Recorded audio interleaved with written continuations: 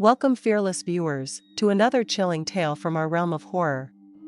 Tonight, we delve into the darkest corners of the human psyche, where shadows lurk and fear reigns supreme.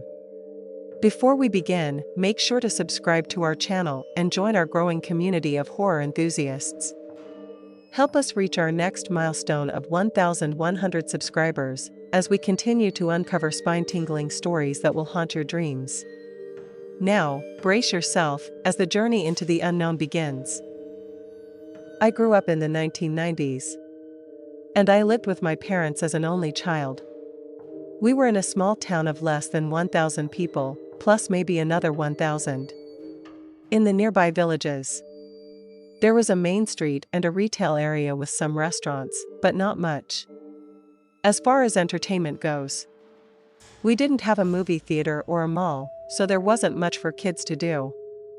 We were too young for the bar anyway. It would have been a real problem for me and my friends if we didn't love the outdoors so much. Our town was near a lot of good trails, forests, and grasslands.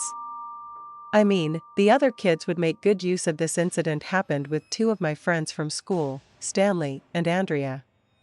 We were in the same grade. And we were 15.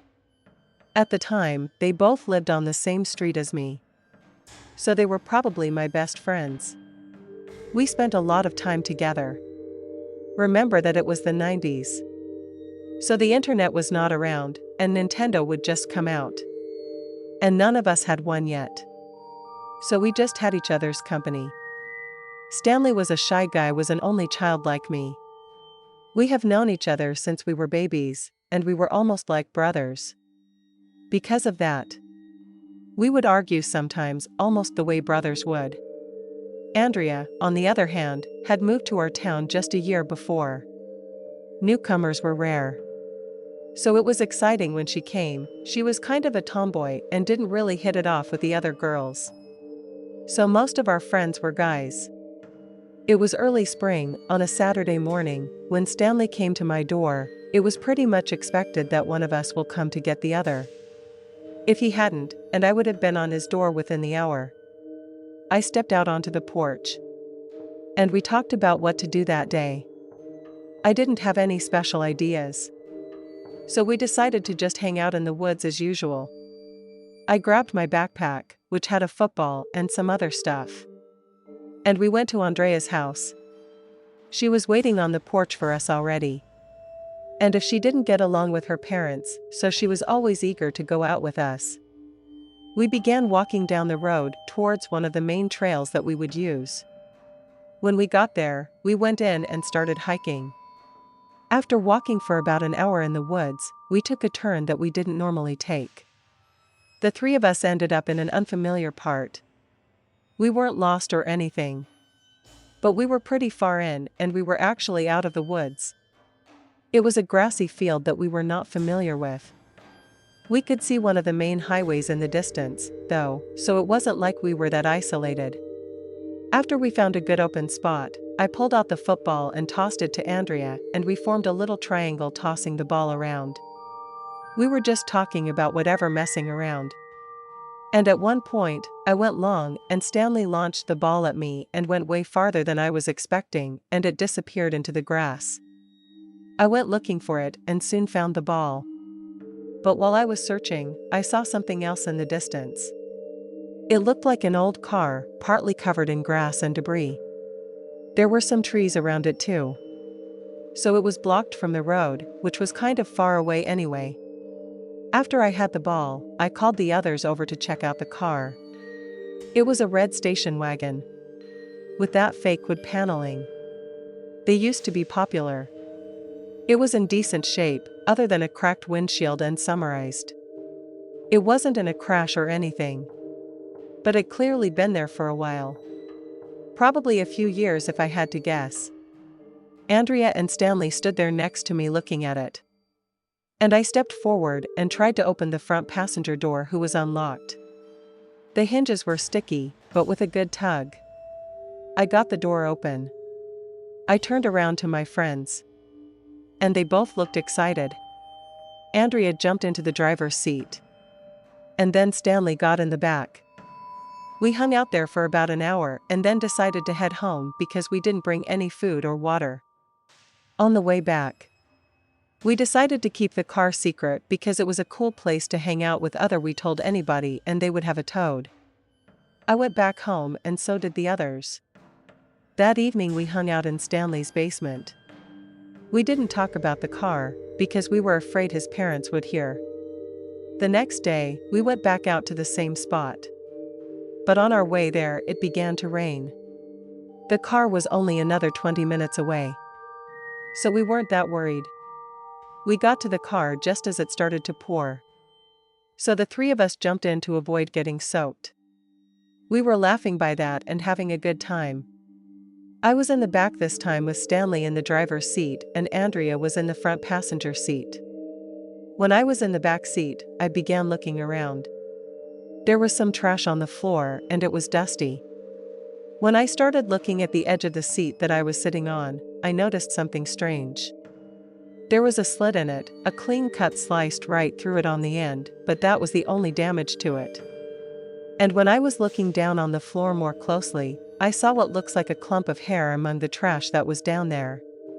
After seeing that, I thought the car might have been the scene of some kind of crime. I'd have Stanley on the shoulder and told him that we had to go. He just laughed and turned back around. And Andrea turned back to me and looks concerned. "What is it?" she asked. "I just think we should get out here now. I'll explain later." I told her it was still pouring rain outside, so none of us wanted to go out, especially because we weren't dressed for it. I couldn't stay there any longer though, and I stepped out of the car. Seconds later, Andrea came out. That's when I told her what I saw. She seemed to take it seriously. She went over to the driver's side door to get Stanley. "You came out in the rain with Andrea, and I was just wearing her cotton sweatshirt. I knew it wouldn't be long before he was so thorough." Andrea filled him in, and then we started walking back. By the time we got back to town, we were soaked, for the rain had stopped and the sun came out.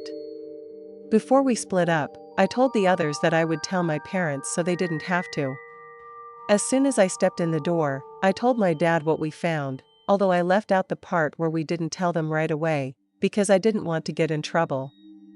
My dad seemed to think it was no big deal at first, but he said he would call the police anyway, if only the other car taken care of.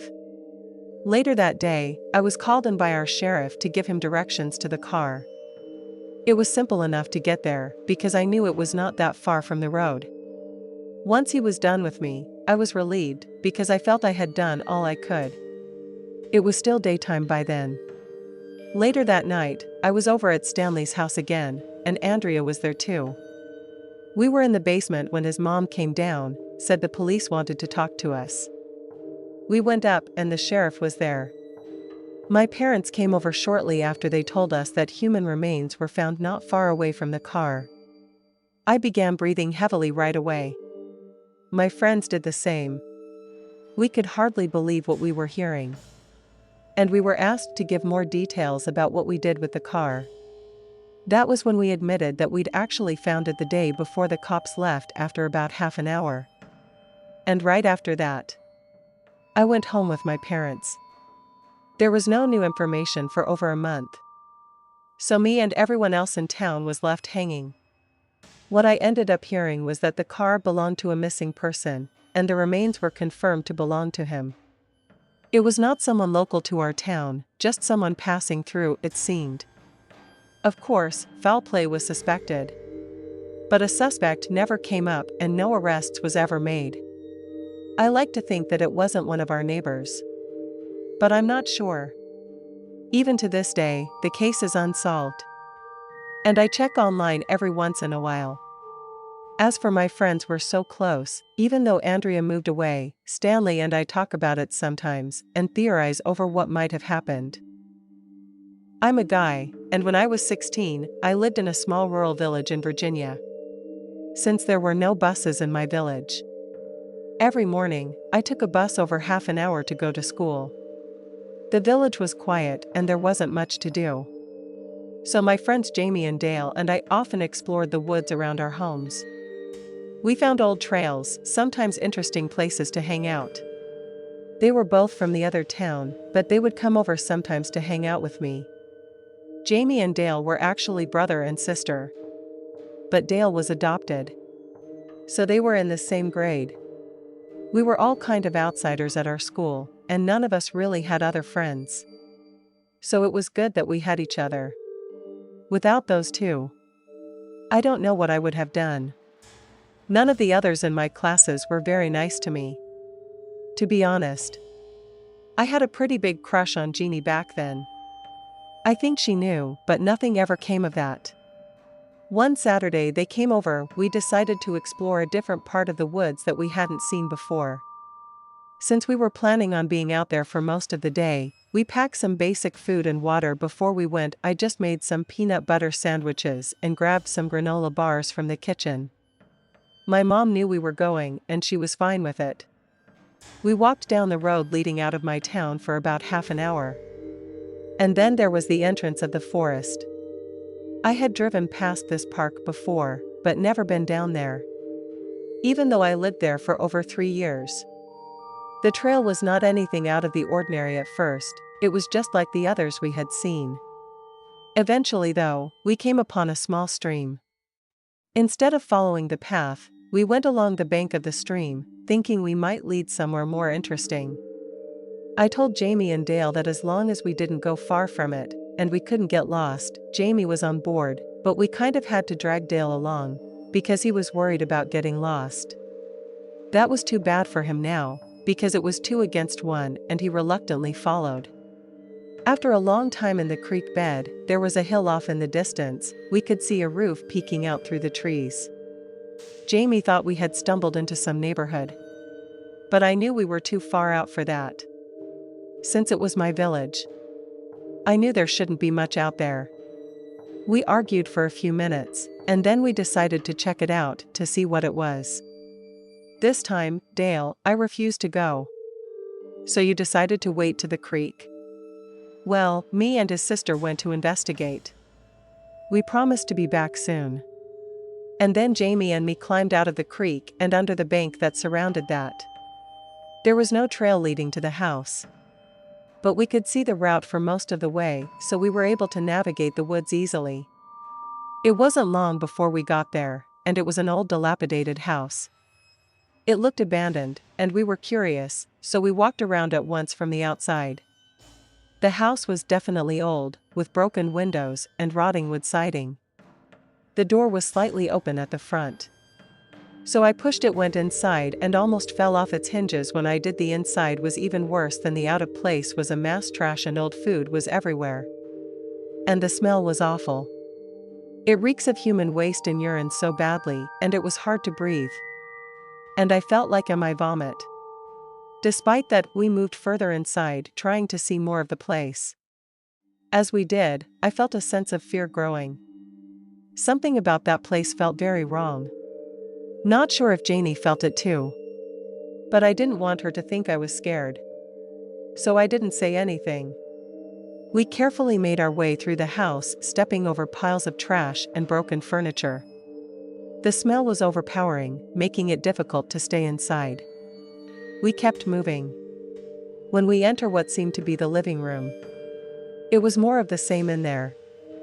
Then we went up the stairs. I was scared at first and almost decided to leave. But Jamie wanted to check it out. So I couldn't leave her alone. She went up first and I was right behind.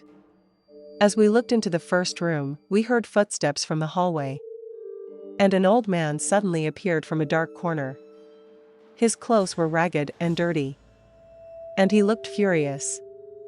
He started yelling at us to get out. We were shocked and scared.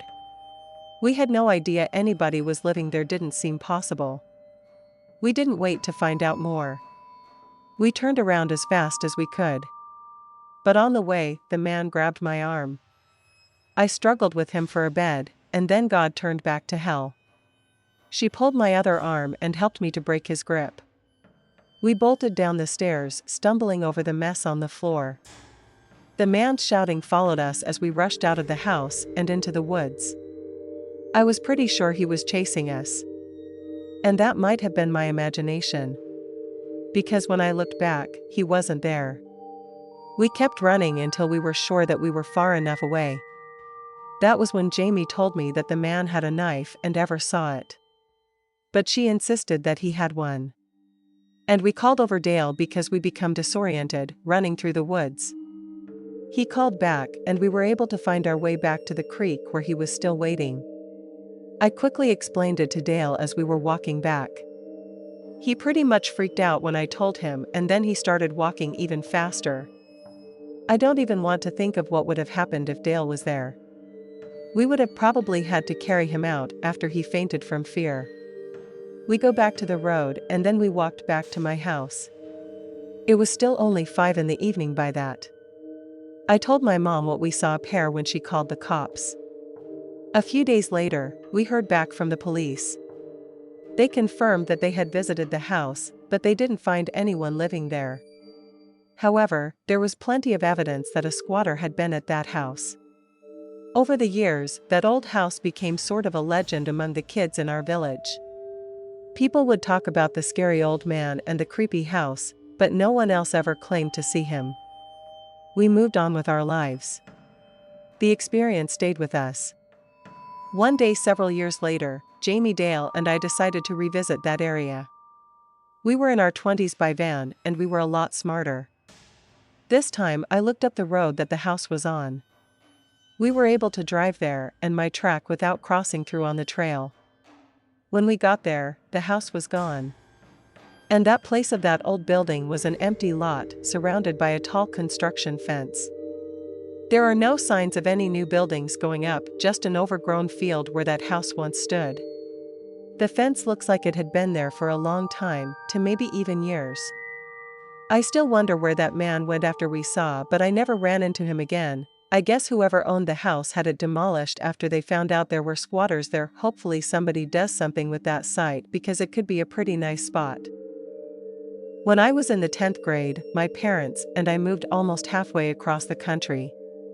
In our old state, we were living in a large city where we had a small apartment downtown. At the time, crime was getting really bad in our area. That's part of the reason that my parents decided to move. Our new town was only about 10,000 people. And it was a rural community. Our house was in the main part of the town, so I could walk to school or ride my bike. He was the main school for the area though. And a lot of the other kids came by bus from some of the more remote communities. Starting at a new secondary school was daunting, because I'm not the most outgoing person. Took me years to make the friends that I had in the city. And starting again was going to be difficult. I knew that going in. One of my first days at school, my homeroom teacher made me stand in front of the class and introduce myself. I know she was trying to help, but I almost fainted from anxiety. Some of the other girls must have noticed that because nobody ever invited me to hang out. I am a girl, by the way. I was lonely for the first few weeks, but eventually started to settle in. By then I must have developed a reputation for being weird, because I had gone so long without talking to anybody. Probably the first person who really talked to me was a guy named Sam. He seemed friendly enough. And despite some initial reservations, we became friends. Sam was a bit odd, but I wasn't in any position to be picky. So I didn't mind. Whenever I saw him in class, he was always doodling something in his notebook. One time I looked at what he was drawing, and it looked like some kind of horror stuff. It didn't put me off that much, because a lot of people are into that. He was also a bit of an outcast with only a few friends in our school. It wasn't popular or anything. Not even close. We sat together most of the time at lunch with a few of his other friends. Both were guys, and I never really connected with either of them. Even though I was happy to have someone to sit with, I still wanted to be accepted by some of the girls. Maybe hanging out with the weird guys at school was ruining my reputation. But they were the only ones that would talk to me. So what can I do? One day at lunch, Sam invited me over to his house. Since it was my first time being invited to anything outside of school, I was happy. You lived in a secluded place far from town. You've mentioned that to me before I agreed to go. I think it'd be a good way to make new friends. I told him I was in, and then I cleared it with my mom that night. On a Friday, I went to his house after school. Sam had his driver's license already. He was driving an old pickup truck and I assumed belonged to his parents. It was about a 45-minute drive. And when we arrived, I noticed that there was no cell phone reception, and maybe a little uneasy, but I pushed the feeling aside, was an older-looking single-story house in a dusty lot opposite a farm field. I didn't know where his property began and ended, but it looks like he might live on a farm. It looks run down from the outside, and there were several other old cars on the outside of his house. Not unlike the one he drove to school. We went in, and Sam showed me around his house, which was surprisingly neat, considering the appearance on the outside. I did notice that there was nobody else there though, which I thought was strange. He did mention that he had an older brother, who had already graduated. When I asked where everyone was, Sam told me that they were away visiting family. After a while, he went to the bathroom. Left alone, I couldn't resist the urge to look around the bed. I opened one of his dresser drawers, and there was a gun. We were only 16. So there's no way you can legally own one. I knew firearms were more common in the country, though. So it wasn't that shocking. I came from the city where nobody had a gun. We sat there in the living room talking for about half an hour before I kind of wanted to leave. Sam was a weird guy. And I was uncomfortable being alone with him. When I agreed to go over, I was thinking that somebody else would be there. His parents, at least, maybe even somebody else from school. It was hard for me to gather the courage. When I eventually asked Sam for a ride. As soon as I did, he started to get mad. I tried to calm him down, because I needed the ride. Especially since my phone didn't work out there, really needed him to drive me. He was getting closer to me, and I was moving the way. I got up from the couch and walked to the other side of the room. And I pulled out my phone pretending to read a text. "Oh, my mom just messaged me," I said, trying to sound calm. I pretended to tie back, hoping you would think that I was in contact with her. Maybe if he thought I had service, and he would let me go. By then, I had given up on the ride. And I just wanted to leave. It seemed to work, and I headed to the front door. And I walked out the house, and walked away as fast as I could. I looked over my shoulder once, and Sam was there on his porch watching me. He had a neutral look on his face, which really creeped me out. Even though I was alone in the middle of nowhere, I was relieved that I was out of his house. I began walking back towards the town. But it was far. It was almost an hour before I checked my phone and saw that I had service. And I called my mom and got a ride home. She pressed me on what happened, but I didn't say anything. I was just glad it was over. After that day, I avoided Sam completely. However, about a week later, he stopped coming to school.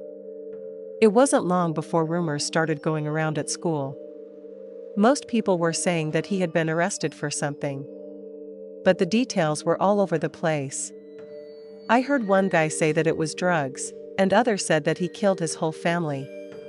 Unfortunately, the latter was much closer to being true. When the truth finally came out, I found out that Sam's parents were in fact on vacation when I was over there.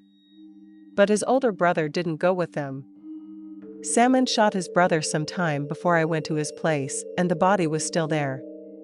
When I was over at the house, I still don't know if the gun that I saw was the one he used, because there were probably others. I never saw him again. But I can't help but wonder what his real plans were for me at that property. It didn't seem like he was ever planning to drive me back. And I think I was in real danger. Much more than I realized at the time.